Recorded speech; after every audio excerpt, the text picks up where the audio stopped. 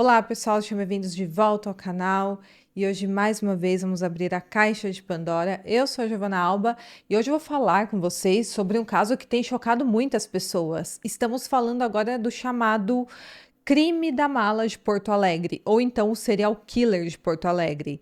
Esse homem agiu com uma técnica e com uma frieza que tem chocado o país. Ele não apenas tirou uma vida, mas transformou todo o seu crime em um espetáculo muito macabro. E como se já não se bastasse o homicídio que ele cometeu, ele levou partes do corpo da sua vítima dentro de uma mala até a rodoviária da cidade, que é um dos locais mais movimentados da região. Também foi revelado que essa, na verdade, é sua segunda vítima, porque a primeira foi a sua própria mãe. Bom, esse caso está pegando fogo. Eu coletei o máximo de informações possíveis até o momento. Então fiquem comigo até o final do vídeo para você saber tudo sobre este caso. Mas antes, não se esqueçam, claro, de curtir o vídeo, se inscrever no meu canal, clicar em hypar, se aparecer do botão hypar, também deixe o seu comentário, já vai comentando que logo quando eu lanço o vídeo eu já vou lendo e respondendo vocês. Também me siga na rede social que estará aqui na tela, lá nós temos um contato mais direto. Também não se esqueçam do nosso cupom de desconto no site da Growth, que é Pandora. Essa é a melhor marca de suplementos que tem hoje no mercado, então se você quer um desconto, já acesse o site da Growth e utilize o cupom Pandora. Também não se esqueçam que o método BioA do professor Jonas Bressan, o melhor curso de inglês da internet e também o mais vendido, está com 57% de desconto. Você não vai encontrar outro curso de inglês que te ensine de forma rápida e prática por este valor. Então já acesse o link que estará aqui no box de informações e também no primeiro comentário fixado e finalmente aprenda a falar inglês. Tem muitos inscritos aqui do canal que fazem esse curso e eles adoram, super indicam. Bom, então é isso, fiquem comigo até o final do vídeo e bora pro caso de hoje.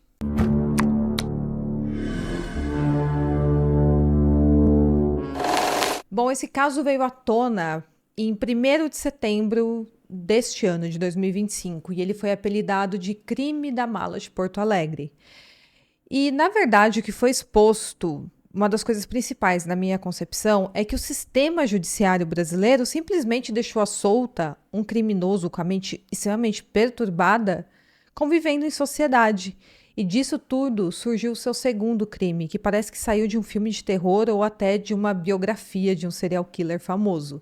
Bom, vocês vão entender tudo o que eu estou falando, mas antes eu preciso voltar no tempo e contar como tudo começou para vocês. Bom, começou em 13 de agosto de 2025 no bairro Santo Antônio, na zona leste de Porto Alegre, uma área residencial da cidade. Moradores da rua Fagundes Varela, próximo ao cruzamento com a Avenida Bento Gonçalves, se depararam com uma cena horrível naquele dia. Acontece que ali na rua tinham sacos de lixo pretos que foram abandonados e ali dentro continham braços e pernas de uma mulher. Bom, imediatamente foi feita a denúncia, a perícia do Instituto Geral de Perícias foi acionada e após uma série de análises foi revelado detalhes perturbadores. Aqueles membros pertenciam a uma mulher branca, corpulenta, com idade estimada entre 50 e 65 anos, e os cortes nas extremidades dos membros eram muito precisos, quase que cirúrgicos, ou seja, o autor possuía habilidades bem técnicas, possivelmente em medicina, ou na área de veterinária, ou na manipulação de carnes, então essa foi a desconfiança inicial. O delegado, que hoje está responsável pelo caso, falou que os cortes eram bem técnicos, algo que não se vê, por exemplo, em casos de facções criminosas. E tem mais um detalhe: os dedos das mãos dessa mulher foram cortados, tudo de forma intencional, exatamente para dificultar a identificação por impressões digitais. E isso forçou a polícia a recorrer a exames de DNA. Bom, a investigação foi evoluindo e foi descartando as hipóteses iniciais, como, por exemplo, de envolvimento do crime organizado, principalmente por causa da precisão dos cortes e também pela escolha do local onde o corpo foi deixado, as partes do corpo foram deixadas, na verdade, em uma rua bastante isolada, porque geralmente quando algo assim é feito por facções, eles fazem questão de expor, porque serve de lição, até para mostrar de exemplo, para mostrar do que eles são capazes de fazer. Bom, a polícia considerou um crime logo de cara de relação íntima, possivelmente um feminicídio, e não um crime aleatório. E eles começaram então a cruzar os dados de mulheres desaparecidas ali no Rio Grande do Sul para tentar identificar a quem pertencia aquele corpo. E também precisavam descobrir onde estava o restante daquele corpo. Bom, essa descoberta marcou o início de um caso que ainda reservava várias surpresas muito macabras.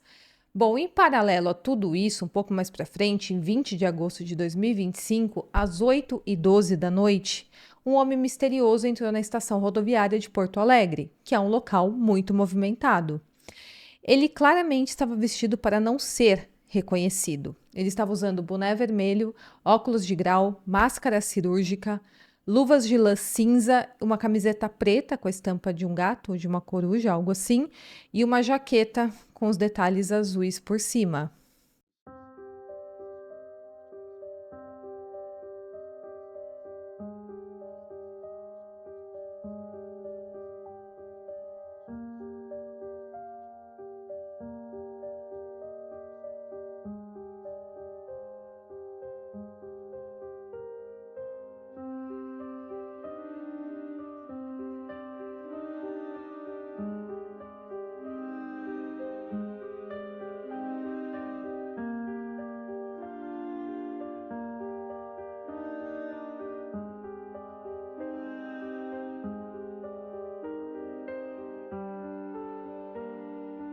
Esse homem foi até o setor de guarda-volumes e entregou uma mala preta rígida ao supervisor que ficava ali cuidando desse departamento, e ele se chama Henrique Zamora Rodrigues. Ele trabalha no local há mais de 20 anos. Bom, o homem misterioso avisou que iria guardar a mala ali e outra pessoa iria retirar a bagagem, e ele forneceu o CPF da pessoa que retiraria. Mas, claro que esse CPF era falso e ele também se utilizava de um CPF falso para se identificar. Mas, claro que o supervisor não sabia de nada disso, apenas pegou a mala e guardou. Nessa mala também tinha um bilhete colado com o nome e com o contato de um escritório de contabilidade em Canoas, na região metropolitana. Mas, posteriormente, a polícia descobriu que essa pista era completamente falsa, exatamente para fazer parecer que o que tinha ali era no máximo documentos, roupas e que estava endereçado a essa pessoa desse escritório de contabilidade. Claro que ele não queria inicialmente que soubessem que tinha um corpo ali dentro, pelo menos não até o momento dele sair ali da rodoviária. Bom, a mala estava trancada e permaneceu ali no local por 12 dias, até que no dia 1º de setembro, o Henrique, o funcionário, percebeu que estava exalando um forte odor daquela mala. E foi piorando conforme o tempo foi esquentando. Então estava fazendo calor, o cheiro estava horrível e já era um cheiro de putrefação. Com isso, ele decidiu que deveria abrir a mala. Como o cheiro estava muito forte, antes de abrir, ele levou aquele objeto para o setor de descarte de lixo da rodoviária. E quando ele conseguiu abrir o cadeado, ele teve uma enorme surpresa. Dentro da mala estava embrulhado em sacos plásticos pretos o tronco de uma mulher, em avançado estado de decomposição. Claro que foi uma descoberta assustadora e terrível, e imediatamente ele notificou a equipe de segurança da rodoviária. Eu acho que ele esperava encontrar qualquer coisa ali dentro, menos um corpo. Bom, logo eles entraram em contato com as autoridades e eles foram imediatamente até o local. A Brigada Militar isolou a rodoviária e a Polícia Civil assumiu a investigação e logo eles solicitaram as imagens das câmeras de segurança para tentar identificar quem havia deixado aquela mala no local. Também pegaram as identificações que esse homem deixou, o CPF dele, o CPF da pessoa que buscaria a mala, mas logo a investigação descobriria que eram todas pistas falsas, inclusive aquele bilhete que tinha ali colado na bagagem. Mas através das câmeras de segurança, eles conseguiram ver quem era o homem que havia entregado aquela mala. Mas, claro que ele estava disfarçado, e isso dificultava muito a sua identificação. Então, apesar dele ter se exposto em um local extremamente monitorado e bastante movimentado, ele tomou todas as precauções para não ser reconhecido. Bom, não demorou muito e a investigação fez a conexão desse tronco deixado na rodoviária com os braços e com as pernas encontradas no dia 13 de agosto em Porto Alegre. Bom, no dia 3 de setembro, um laudo do Instituto Geral de Perícias confirmou que essa conexão estava correta. Ou seja, o tronco encontrado na rodoviária e os membros descobertos ali naquela rua, Fagundes Varela, pertenciam à mesma mulher. E novamente, conforme eu falei para vocês, os cortes em todas as partes do corpo foram descritos como cirúrgicos. E foi a perita que descreveu dessa forma. E isso reforçava a suspeita de que o autor do crime tinha conhecimentos técnicos. Então, inicialmente poderiam estar buscando por um médico, por um enfermeiro, por alguém da área da veterinária, enfim, alguém que tinha esse conhecimento. Bom, o delegado, que hoje é responsável pelo caso, também declarou que eles estavam diante de um crime com alto grau de planejamento e também simbolismo. Isso pela forma com que o descarte das partes do corpo foram feitas. E a escolha dos locais também eram bem contrastantes. As primeiras partes do corpo foram descartadas em uma rua um tanto quanto vazia e residencial. Já a segunda parte do corpo foi deixada em um espaço público, muito movimentado e inclusive monitorado. Então mostra inclusive um modus operandi que parece até de outros serial killers famosos. Parecia que esse homem, de alguma forma, estava desafiando as autoridades, deixando pistas em pontos da cidade. Bom, até o momento, o crânio da vítima ainda não foi localizado e provavelmente a maior suspeita é que o criminoso tinha planejado esse último descarte, também em um local bastante simbólico, como se fosse a pista final para a investigação. Bom, a Polícia Civil intensificou a investigação para tentar identificar o quanto antes quem era aquele criminoso, com receio de que ele matasse outras pessoas ou então fugisse, e eles também queriam descobrir a identidade da vítima. Eles chegaram a cruzar registros de mulheres desaparecidas no Rio Grande do Sul, no Paraná e em Santa Catarina, com faixa etária acima de 45 anos, para tentar identificar se possivelmente era uma dessas pessoas. E eles também realizaram buscas em áreas próximas aos locais dos descartes, e o delegado acredita que o criminoso quis que aquela mala fosse encontrada e que o crânio era a peça final do seu plano, como se o próprio criminoso estivesse conduzindo de pouco a pouco a investigação, revelando de pouquinho o seu crime, até chegar na identificação final ali da vítima. A perícia também encontrou traços de produtos químicos nos sacos plásticos, talvez em uma tentativa de retardar a decomposição, e tudo isso mostra que esse crime foi extremamente calculado. Bom, avançando um pouco, na noite de 4 de setembro, a Polícia Civil deu um passo bastante decisivo aqui neste caso. Acontece que eles conseguiram capturar o principal suspeito, o criminoso, que fez tudo isso. E ele estava em uma pousada modesta no bairro São João, na zona norte de Porto Alegre. Ele foi reconhecido e o seu nome é Ricardo Jardim. Ele é um publicitário de 65 anos. E não foi fácil identificá-lo. Ele foi encontrado após uma análise exaustiva de mais de 50 horas de imagens de câmeras de segurança de vários pontos da cidade. Então eles tentaram refazer os passos dele partindo ali da rodoviária para tentar ver se alguma câmera havia capturado o seu rosto. Lembrando que ele ficava com aquela máscara o tempo inteiro, que dificultava a sua identificação. E o momento chave para identificá-lo ocorreu em uma filmagem que ele estava em um comércio próximo à rodoviária, quando ele tirou um pouco a sua máscara cirúrgica. Ele estava com a mesma roupa que ele foi até a rodoviária, então foi possível reconhecê-lo. E essa foi a brecha que permitiu a investigação avançar e fazer a identificação dele. O Ricardo, quando ele foi preso, foi descrito pelo delegado como extremamente educado, frio e calculista, e também muito comunicativo. Até aquele bilhete que ele deixou na mala foi extremamente pensado, porque, conforme eu falei, ali tinha o contato de um escritório de contabilidade em outra cidade.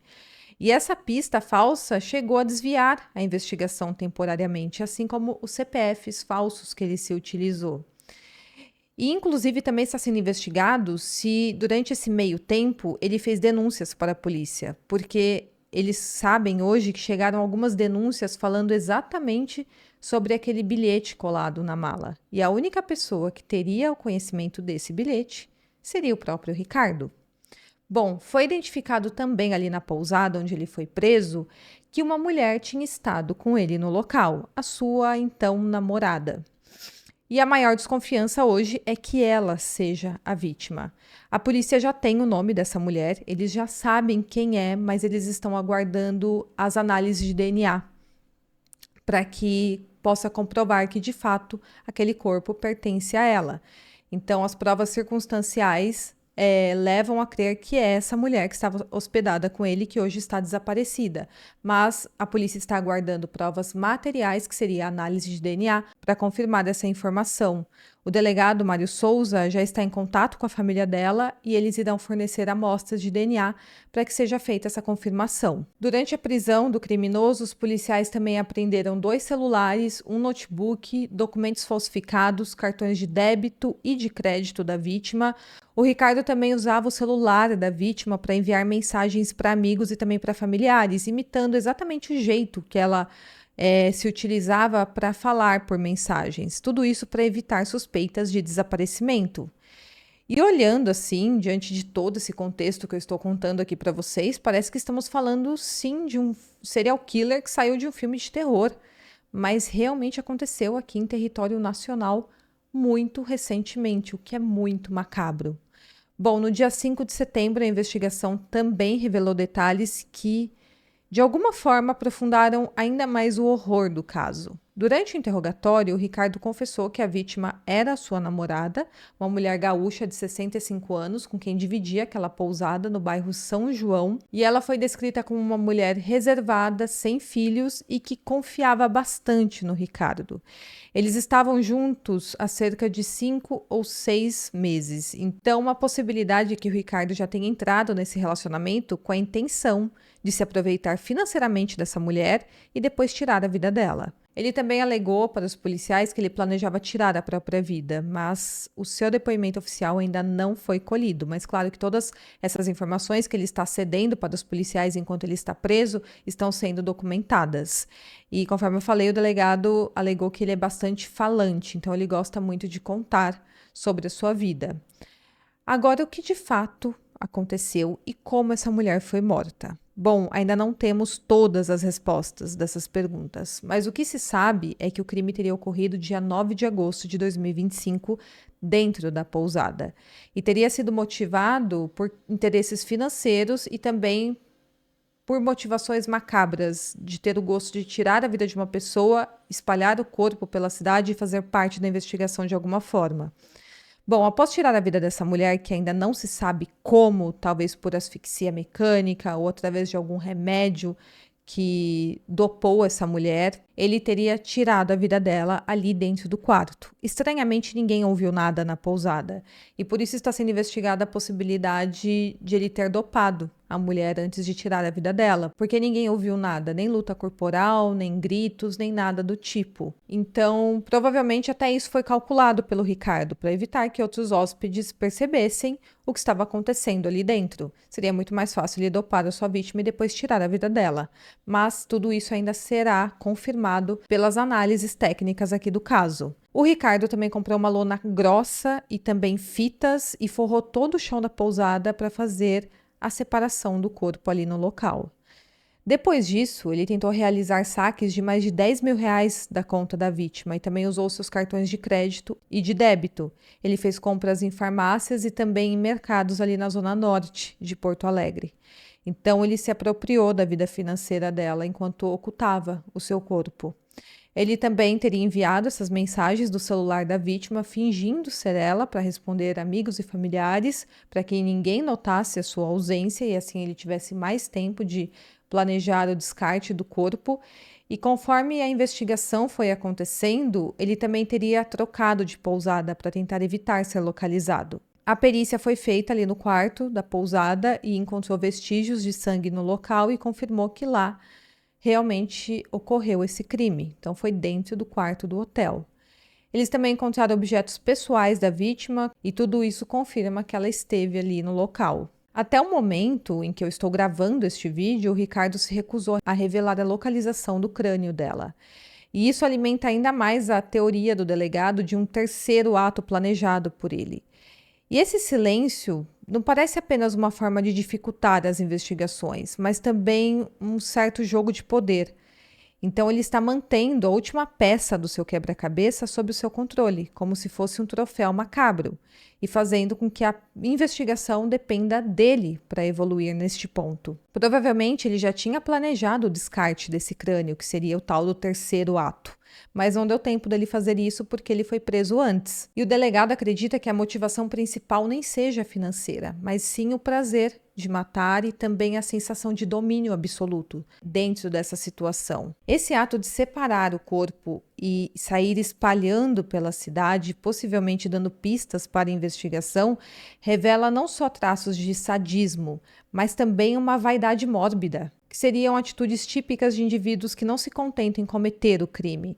Eles precisam transformar o seu ato em uma narrativa, em uma obra sinistra, que eles se orgulham disso. Então seria quase que uma necessidade de protagonismo no seu próprio crime. Ao fracionar o corpo, escolher locais estratégicos de descarte e desafiar a polícia, o Ricardo parecia que estava buscando não apenas eliminar provas, mas encenar realmente algo cênico, um espetáculo de horror. E claro, tentando impor a sua presença e inteligência sobre todos ao seu redor, querendo mostrar que ele estava sempre um passo à frente da investigação. Além disso, a escolha da rodoviária não seria um ponto de descarte escolhido de forma aleatória.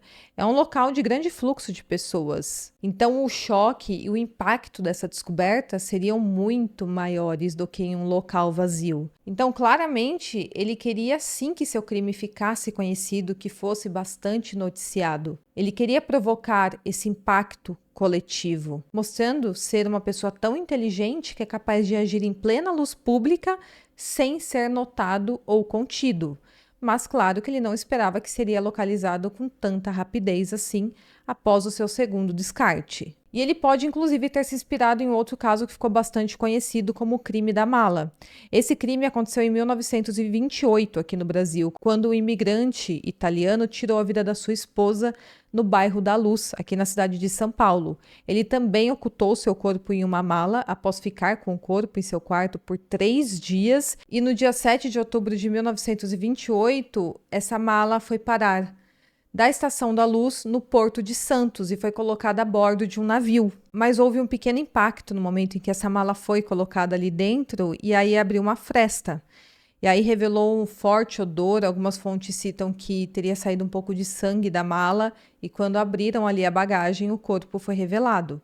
Porém, diferente deste caso atual, aparentemente o imigrante italiano Giuseppe não queria ser descoberto. Na verdade, ele queria descartar o corpo para ser levado para outro continente, para ele nunca ser ligado ao crime. Já o caso do Ricardo, possivelmente ele também não queria ser descoberto. Mas, de alguma forma, ele queria que o corpo que ele esquartejou fosse encontrado, senão ele não teria deixado na rodoviária. E tem muito mais nessa história. Acontece que a prisão do Ricardo também trouxe um passado muito sombrio, tanto quanto o crime atual. Acontece que há 10 anos, em 2015, ele tirou a vida da sua própria mãe, chamada Vilma Jardim, de 76 anos na época. Ele deu 13 facadas nela em um apartamento no bairro Menino de Deus, em Porto Alegre. Após este crime, ele colocou o corpo dela dentro de um armário e concretou a porta do armário. O corpo ficou escondido ali por semanas e ele dizia para os familiares que a sua mãe havia viajado para o litoral gaúcho. Um primo dele falou no julgamento que ocorreu em 2018 que ele mandava mensagens do celular dela, a imitando perfeitamente para que ninguém notasse a sua ausência. O Ricardo também se aproximou de apólices de seguro no valor de R$400 mil que tinham sido herdadas após a morte do seu pai. E tudo isso mostra um modus operandi muito parecido com o caso atual dele. Ele também forjou mensagens para que a ausência da pessoa não fosse notada e depois se utilizou dos bens que essa pessoa tinha. Na época, ele foi condenado a 28 anos por homicídio duplamente qualificado, ocultação de cadáver e posse de arma. E ele apresentou no julgamento uma defesa muito absurda. Ele alegou que a sua mãe havia tirado a própria vida com aquelas facadas. Mas claro que essa versão foi imediatamente refutada, até pela perícia, que apontou que os golpes eram incompatíveis com uma autoagressão. Então era muito claro que ali era um caso de homicídio. Mas, por incrível que pareça, em 2024, o Ricardo progrediu para o regime semiaberto.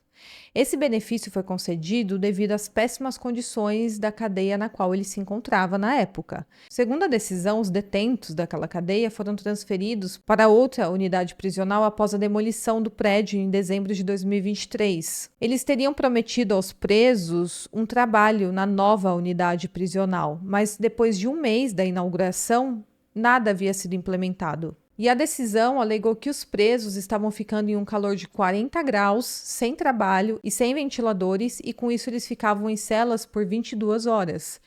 E a decisão cita que isso configurava tortura. As outras penitenciárias do estado para onde o Ricardo poderia ser mandado também estavam superlotadas, e ele também teve 2 laudos psicossociais favoráveis. Então, com isso, como não tinha onde colocá-lo, aparentemente, ele foi solto. Mas ele teria que usar tornozeleira eletrônica.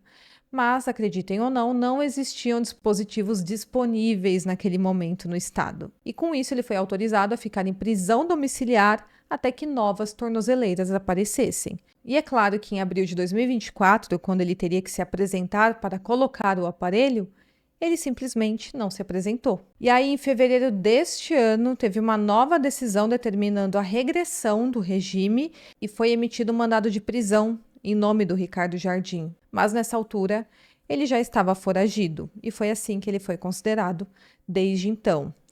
Agora, a grande questão desse caso é por que um criminoso que já tinha matado e concretado a própria mãe estava solto, em progressão de regime.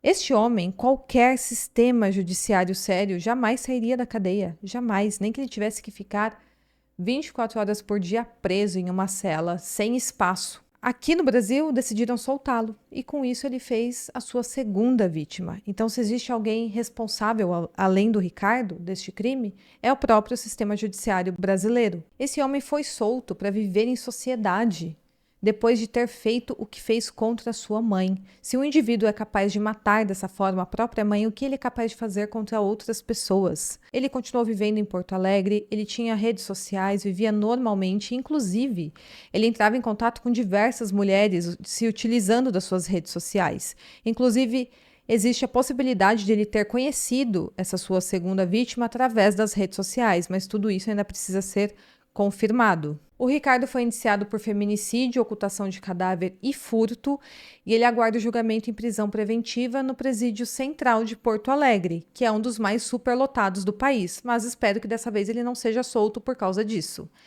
Hoje ele é considerado finalmente um risco à sociedade, e ele não pode voltar às ruas. A Polícia Civil, enquanto isso, mantém buscas em áreas próximas à pousada e também em locais simbólicos, como margens do rio Gravataí e parques da capital, tentando ainda localizar outras partes ali do corpo da vítima, como, por exemplo, o crânio. E agora fica uma questão. O que o Ricardo Jardim ainda esconde? Será que ele tem outras vítimas desconhecidas? E o principal, será que a justiça do Brasil será capaz de conter um criminoso tão calculista? Bom, eu deixo essa resposta para vocês, deixa aqui nos comentários, eu espero muito que vocês tenham gostado do vídeo e até o próximo caso.